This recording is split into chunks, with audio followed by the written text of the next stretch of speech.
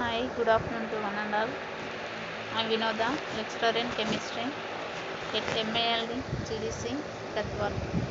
Today I'm discussing about bioinorganic chemistry, జీవ మూలక రసాయన శాస్త్రం. సో దీనిలో మనకి వివిధ రకాలైనటువంటి మూలకాలు ఏ విధంగా ఉపయోగపడతాయి, వాటి యొక్క ప్రాముఖ్యత గురించి తెలుసుకుంటాము. సో మనం ఈ మూలకాలని రెండు రకాలుగా విభజించడం జరిగింది: ఆవశ్యక మూలకాలు మరియు ట్రేస్ మూలకాలు. ఆరోగ్యవంతమైనటువంటి జీవనానికి అధిక భాగంలో అవసరమైనటువంటి మూలకాలని ఆవశ్యక మూలకాలు అంటాం. So essential elements are required large amountly for healthiness of the life. So ఇవి ఖచ్చితంగా తీసుకునేటువంటి ఆహారంలో ఉండవలెను. ఇవి లోపించినట్టయితే జీవనానికి అవరోధం ఏర్పడుతుంది. ఎగ్జాంపుల్స్ ఏంటంటే దీనికి carbon, hydrogen, oxygen, nitrogen, phosphorus, potassium, sodium, magnesium, calcium, ferrous మొదలైనవి మూలకాలన్నీ కూడా ఆవశ్యక మూలకాలు. సో ఇవి జీవక్రియ సక్రమంగా జరగడానికి అవసరమయ్యేటువంటి మూలకాలు. సో తిరిగి ఈ ఎసెన్షియల్ ఎలిమెంట్స్ని రెండు రకాలుగా వర్గీకరించడం జరిగింది. అవి స్థూల మూలకాలు మరియు సూక్ష్మ మూలకాలు. This can be classified into two types. Those are macro elements and micro elements. So ప్రతిరోజు తీసుకునేటువంటి ఆహారంలో 1 మిల్లీగ్రామ్ కంటే ఎక్కువగా అవసరం అయ్యే వాటిని మ్యాక్రో ఎలిమెంట్స్ అంటారు. So this macro elements are required for greater than that of the 1 mg per day. So 1 mg కంటే తక్కువ అవసరం అయ్యేటువంటి మూలకాలని మైక్రో ఎలిమెంట్స్ అంటాం. So these micro elements can be required less than that of the 1 milligram per day are called as the micro elements. So the examples for macro elements, the స్థూల మూలకాలకి గల ఉదాహరణలు oxygen, hydrogen, carbon, nitrogen, phosphorus, potassium, sodium, ferrous, magnesium. And the examples for micro elements are copper, zinc, chromium, manganese, nickel, calcium, కార్బోనిల్లు. So ఇవన్నీ కూడా micro elements. So ఈ రెండు రకాలు కాకుండా మనకి ఇంకా కొన్ని మూలకాలు విష స్వభావాన్ని కలిగి ఉంటాయి. So this can be poisonous in nature. Those are arsenic, lead, silver, cadmium. Next జీవశాస్త్రంలో వివిధ మూలకాల యొక్క ఉపయోగాలు. The uses of the different metals in biology. So in that the first element is sodium. The sodium అనేది అనేక జీవ వ్యవస్థలకు కావలసినటువంటి అనేక మూలకాలలో సోడియం ముఖ్యమైనది. దీన్ని ముఖ్యంగా జీవరాశులు సోడియం క్లోరైడ్ మరియు సోడియం బైకార్బోనేట్ రూపంలో తీసుకుంటాయి. సో ఇది శరీరంలో సాధారణ ద్రవాభిసరణ పీడనం అనేది స్థిరంగా ఉండేటట్లుగా చూస్తుంది.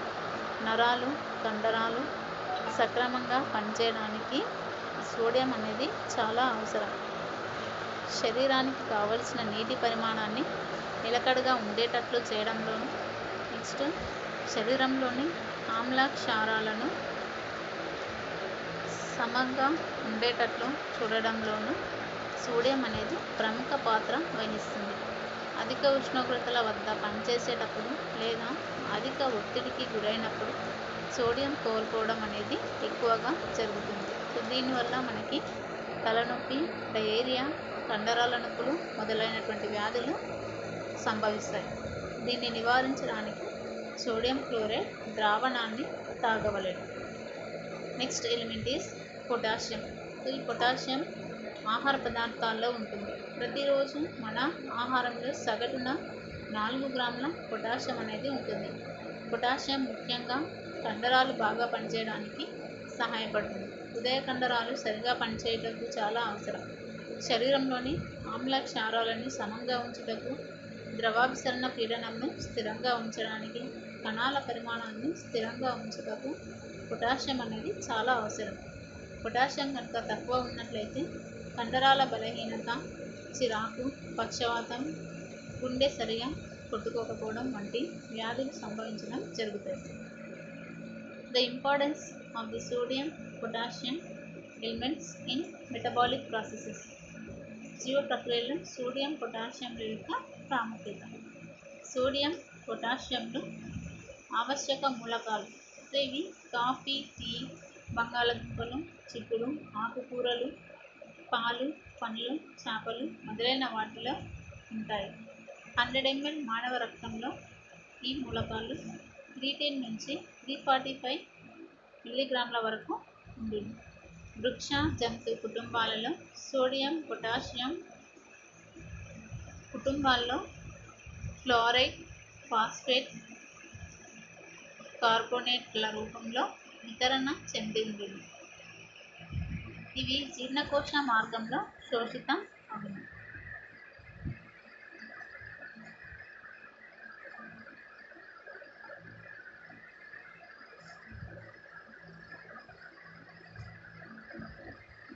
Functions of the sodium potassium elements.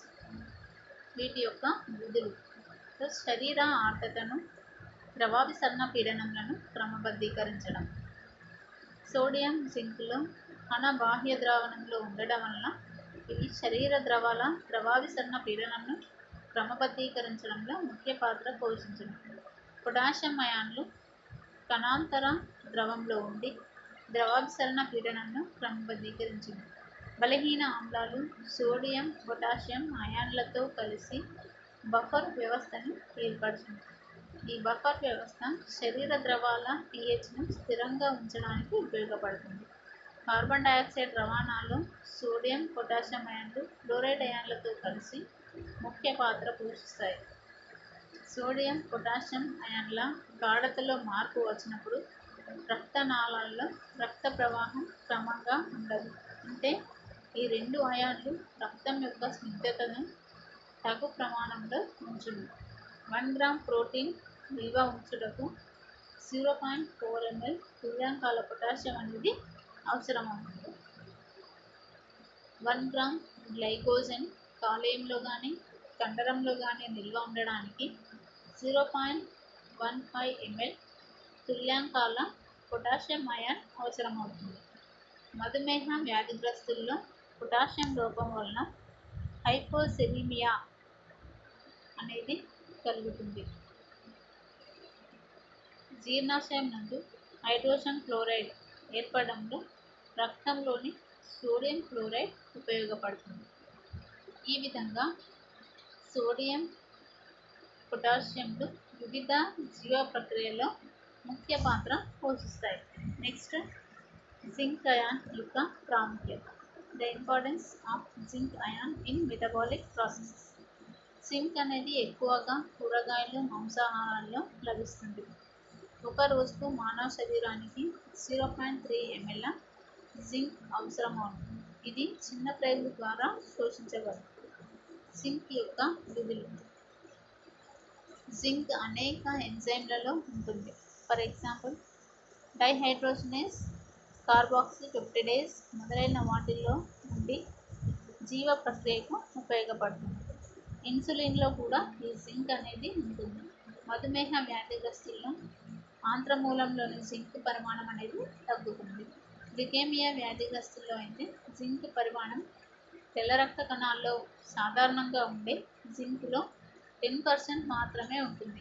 ఈ వ్యాధిగ్రస్తులు జింక్ని ఎక్కువగా స్వీకరించిన తాత్కాలికంగా వ్యాధి అనేది తగ్గుతుంది. నెక్స్ట్ క్యాడ్మియం అయాన్ యొక్క ప్రాముఖ్యత. The importance of the cadmium in metabolic processes. Cadmium zinc అయాన్లు సన్నిహిత ధర్మాలను పోలి ఉండడం వలన ఈ రెండు శరీరంలో కలిసి లభించును. తీసుకున్న ఆహారంలో అయాన్ ప్రోటీన్స్తో బంధించబడును. దీని వలన అనేక జీవక్రియల్లో అస్వస్థత ఏర్పడును. ఫలితంగా రక్తహీనత అనేది కలుగుతుంది. క్యాడ్మియం అయాన్ విష స్వభావాన్ని తొలగించుటకు శరీరంలోనికి ఈలేట్ కారకాలను ప్రవేశపెడతారు. కాపర్ అయాన్ యొక్క జీవరసాయన ప్రాముఖ్యత. నీటి యందు కలిగి ఉన్న కాపర్ అయాన్లు 6.5 నుండి 8 pH విలువను కలిగి ఉంటుంది. ఇవి ద్రావణంలో సంశ్లిష్టతను ఏర్పరుస్తుంది. నీటి యందు కలిగి ఉన్న కాపర్ అయాన్లను సోడియం ఎసిటేట్ లేదా hydroxyl amine, H2O2, hydrogen peroxide, hydrogen chloride వంటి రసాయన సమ్మేళనాలను తొలగించవచ్చును. క్లోరైడ్ల యొక్క జీవరసాయన ప్రాముఖ్యత. నీటి యందు 250 to 300 ppm వరకు కలిగి ఉన్నటువంటి క్లోరైడ్ను ఏ విధమైన హాని కలిగించదు. మనం తీసుకునే ఆహారం నందు సోడియం ద్వారా క్లోరైడ్ శరీరంలోకి ప్రవేశిస్తుంది. ఆరోగ్యవంతమైన శరీరం క్లోరైడ్ లోపం కలిగి ఉండదు. సోడియం పొటాషియం క్లోరైడ్ మూలకాలు సన్నిహిత సంబంధాన్ని కలిగినందున ఈ మూలకాలు లేదా అయాన్లు జీవ ప్రక్రియలో ఒకే విధమైనటువంటి ప్రభావాన్ని కలిగి ఉంటాయి. నెక్స్ట్, ఫెరస్ యొక్క జీవరసాయన ప్రాముఖ్యత. కాలేయం, మూత్రపిండాలు, గుండె, గుడ్డు తెల్లసొన, చిక్కుడు, బఠానీ, గోధుమలు, క్యారెట్, అరటి, టమాటా, నారింజ వాటిల్లో ఐరన్ అనేది లభిస్తుంది. ఇది Fe+2 రూపంలో ఆంత్రమూలంలో శోషించబడుతుంది. కొంతవరకు జీర్ణాశయం ద్వారా కూడా ఫెరస్ అనేది శోషించబడుతుంది. ఫెరస్ అయాన్ యొక్క విధి. ఆక్సిజన్ రవాణాలో ఇది ఉపయోగపడుతుంది. ఆక్సిజన్ రవాణాలో ఆర్బి సెల్లో హీమోగ్లోబిన్ నుండి దాని యందు ఫెరస్ అనేది ఉంటుంది. ఇది ఆక్సిజన్తో బంధించబడినప్పుడు ఆక్సిహీమోగ్లోబిన్ అంటారు. అంటే రక్తం ద్వారా ఆక్సిజన్ శరీరంలోని అన్ని అవయవాలకు సరఫరా అవుతుంది. నెక్స్ట్, ఆక్సిజన్ని నిల్వ చేయడంలో కండర కణాల యందు మయోగ్లోబిన్ ఉంటుంది. దీని యందు ఫెరస్ ఉండి ఆక్సిజన్ స్వీకరించి నిల్వ చేయబడుతుంది. ఇది విశ్రాంతి సమయంలో మాత్రమే జరుగుతుంది.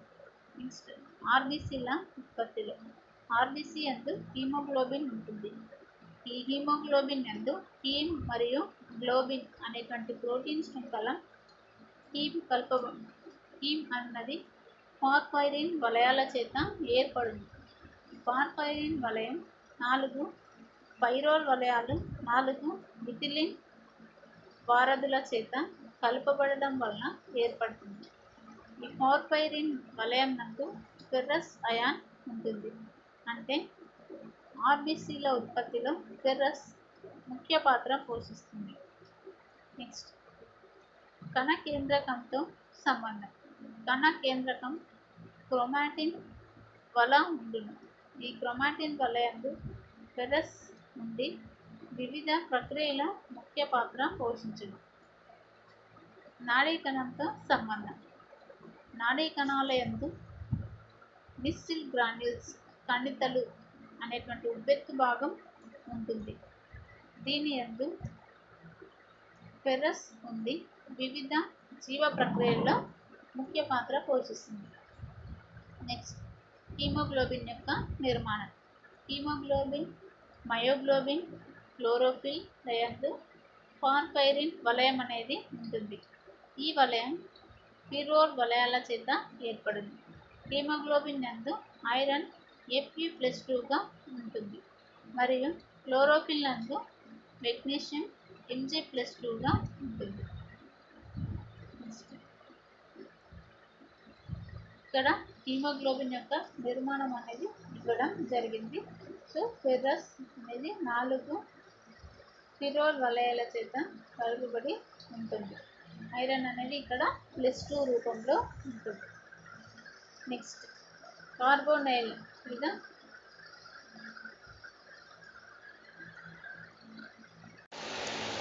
నెక్స్ట్ కార్బన్ మోనాక్సైడ్ యొక్క జీవరసాయన ప్రాముఖ్యత. సాధారణంగా మనం తీసుకునే ఆహారం ద్వారా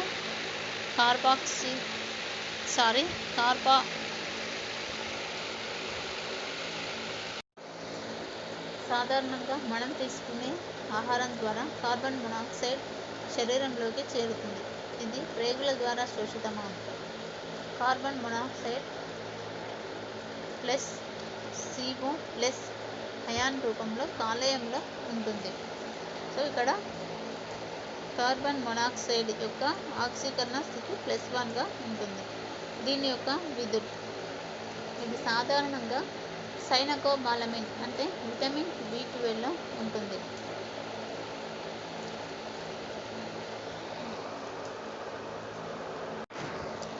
హీమోగ్లోబిన్ యొక్క నిర్మాణం మరియు విధులను వివరించడం. రక్తంలోని ఎర్రని పిగ్మెంట్నే హీమోగ్లోబిన్ అంటారు. ఇది ఒక రకమైనటువంటి కాంజుగేటెడ్ ప్రోటీన్. హెమి అనేది ఒక తటస్థ అణువు.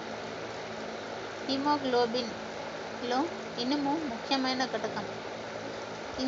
ఇనుము అనేది ఫెర్రస్ స్థితిలో ఉంటుంది.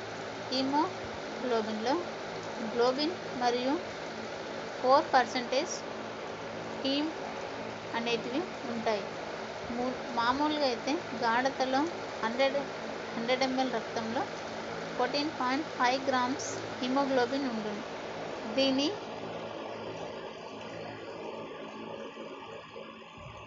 దీని అణువులు 8000. హీమోగ్లోబిన్ అణువు గోళాకారంగా ఉండునని X కిరణ వివర్తన పద్ధతుల ద్వారా తెలిసింది. ఆక్సిజన్ రవాణా చేయుటకు ఇది ఉపయోగపడుతుంది. జీవక్రియలో కణజాలాలు ఆక్సిజన్ని గ్రహించడం వలన కార్బన్ డయాక్సైడ్ని విడుదల చేయడం జరుగుతుంది. ఆరోగ్యవంతుడైనటువంటి మానవునికి 3000 క్యాలరీల శక్తి అనేది అవసరం. దీనికి 600 లీటర్ల ఆక్సిజన్ అనేది గ్రహించబడి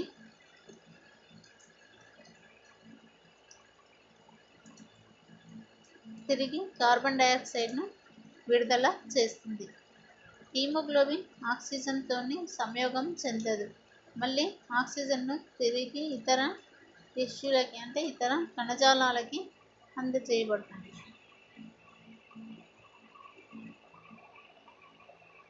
హీమోగ్లోబిన్ ఆక్సిజన్తో కలిసి ఆక్సిహీమోగ్లోబిన్ అనేటువంటి సంశ్లిష్టాన్ని ఏర్పరుస్తుంది. ఇది ద్విగత చర్య లాంటిది. ఊపిరితిత్తుల నుండి ఆక్సిజన్ను హీమోగ్లోబిన్ గ్రహించి దాన్ని మోసుకుపోయి శరీరంలోని కణాలకు అందించును. కాంతి శోషణం చేయడానికి హీమోగ్లోబిన్ సూర్యకాంతిలోని కొద్ది భాగాన్ని మాత్రమే శోషణం చేసుకోగలదు. బలహీన ఆమ్లక్షారాలతో చర్య.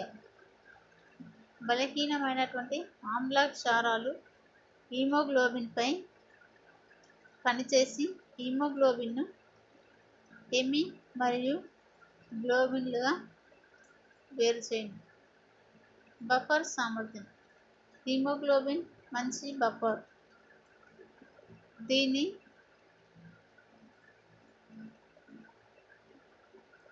దీనికి ఐసో విద్యుత్ బిందువు 6.8.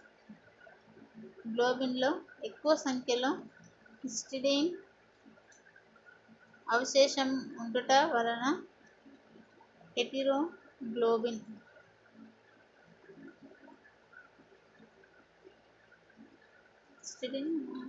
ఉండడం వలన హీమోగ్లోబిన్ నుంచి మంచి బఫర్గా పనిచేస్తుంది. నెక్స్ట్ కార్బన్ మోనాక్సైడ్ వాయువుతో సంయోగం. కార్బన్ డయాక్సైడ్, నైట్రోజన్ ఆక్సైడ్ వంటి వాయువులు హీమోగ్లోబిన్తో చర్య నుండి కార్బాక్సీ హీమోగ్లోబిన్ వంటి సంశ్లిష్టాలను ఏర్పరుస్తాయి. ఈ సంశ్లిష్టం ఆక్సిహీమోగ్లోబిన్ కంటే కూడా విలువైంది, స్థిరమైంది. ఇది తిరిగి హీమోగ్లోబిన్గా సంయోగం చెందదు. దీనివల్ల హీమోగ్లోబిన్ ఆక్సిజన్ రవాణా చేయలేదు. కాబట్టి కార్బన్ మోనాక్సైడ్ మరియు నైట్రోజన్ ఆక్సైడ్ వంటి వాయువులు విష వాయువులు. హీమోగ్లోబిన్ కార్బన్ మోనాక్సైడ్తో చర్య జరిపి కార్బాక్సీ హీమోగ్లోబిన్ని ఏర్పరుస్తుంది. కార్బాక్సీ హీమోగ్లోబిన్ అనేది స్థిరమైంది. మానవుని రక్తంలో ఉండే హీమోగ్లోబిన్ను హీమోగ్లోబిన్ A అంటారు. ఇందులో 2 ఆల్ఫా గొలుసులు 2 బీటా గొలుసులు ఉంటాయి. హిమోగ్లోబిన్ అణువులో ఒక హెచ్వి హిమోగ్లోబిన్ అణువులో ఒక హెమీ ప్రాస్థెటిక్ సమూహము 1వ ఐరన్ ఈ హీమోగ్లోబిన్ అణువులో ఒక హెమీ ప్రాస్థెటిక్ సమూహము 4 ఐరన్ పరమాణువులు ఉంటాయి. ప్రతి ఐరన్ పరమాణువు ఒక అణువు ఆక్సిజన్తో బంధించబడి ఉంటుంది. క్లోరోఫిల్ యొక్క నిర్మాణం మరియు విధులను వివరించడం. మొక్కల్లోని ఆకుపచ్చని వర్ణాన్ని క్లోరోఫిల్ అంటారు. మొక్కల్లోని కొంత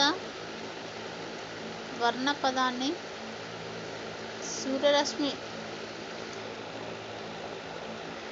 సూర్యరశ్మి నుండి ఎర్రని కాంతి కిరణాల్లో శోషించి ఉత్తేజితమైన అనేక చర్యల ద్వారా నీరు, కార్బన్ డయాక్సైడ్ అణువులు గ్లూకోజ్తో క్షయకరణం జరుపుతాయి. ఈ చర్యలో కిరణజన్య సంయోగక్రియ అంటారు.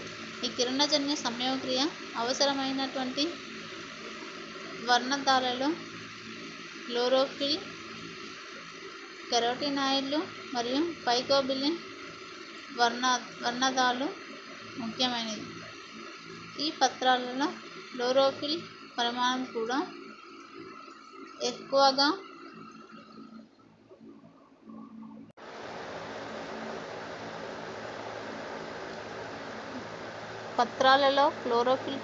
తక్కువగా ఉన్నప్పుడు కిరణజన్య సంయోగక్రియ రేటు తక్కువగా ఉంటుంది. ఈ విధంగా వర్ణదాలు చిన్న అణుసముదాయాలుగా చేరి అవసరమైనంత కాంతిని గ్రహించి ఆ శక్తిని మొక్కల్లోని ఒకానొక చర్య కేంద్రానికి అందించడం వల్ల ఈ ఎలక్ట్రాన్లు విడుదల అవుతాయి. ఈ ఎలక్ట్రాన్లు H2O, CO2 అణువులను క్షయకరణం జరిపించి గ్లూకోజ్గా మార్చి ఆక్సిజన్ను విడుదల చేస్తాయి. ఒక కార్బన్ డయాక్సైడ్ అణువును క్షయకరణం చేయడానికి 230 క్లోరోఫిల్ అణువులు అవసరం అవుతాయి.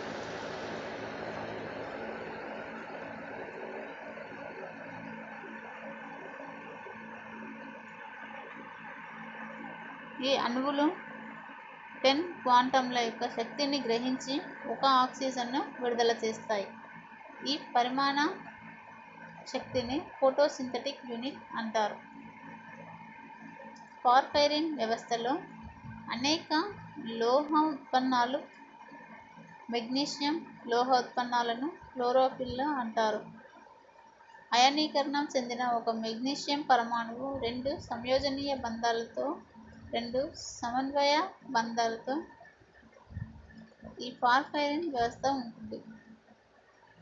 Chlorophyll A-B bacteria chlorophyll A-B అనే వర్ణ పదాల నిర్మాణాలను నిర్ధారించారు. క్లోరోఫిల్ C-D-E, క్లోరోబియం, క్లోరోఫిల్ 660లను గుర్తించారు. క్లోరోఫిల్ A యందు 4 పిర్రోల్ వలయంతో పాటు ఒక ఐసోసైక్లిక్ వలయం కూడా ఉంటుంది. ఒక పిర్రోల్ వలయం పాక్షికంగా క్షయకరణం చెంది ఉంటుంది. పార్శ్వ శృంఖలంలోని 2 కార్బాక్సిలిక్ ఆమ్ల సమూహాలలో ఒకటి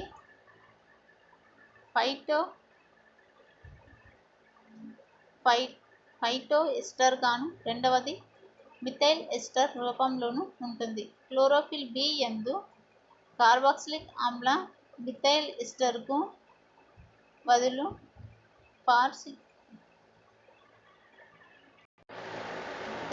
బదులు ఫార్మైల్ సమూహం చేరి ఉంటుంది. కిరణజన్య సంయోగక్రియలో ఆక్సిజన్ను విడుదల చేసే ఆల్గే వంటిది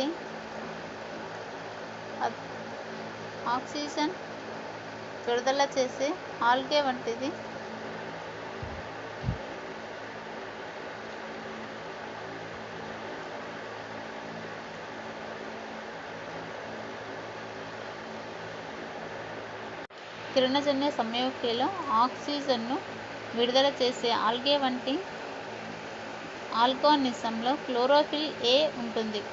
హయ్యర్ ప్లాంట్లలో క్లోరోఫిల్ B అల్ప పరిమాణంలో ఉంటుంది. మెరైన్ సింథటిక్ ఆర్గానిజంలో క్లోరోఫిల్ సి వర్ణదం లభిస్తుంది. క్లోరోఫిల్ డి రోడోఫిటాకు, క్లోరోఫిల్ ఈ జాంతోఫైటాకి మాత్రమే పరిమితం. సహజ స్థితిలో క్లోరోఫిల్ ఒక ప్రోటీన్తో చేరి లిపోప్రోటీన్ సంశ్లిష్టంగా లభిస్తుంది.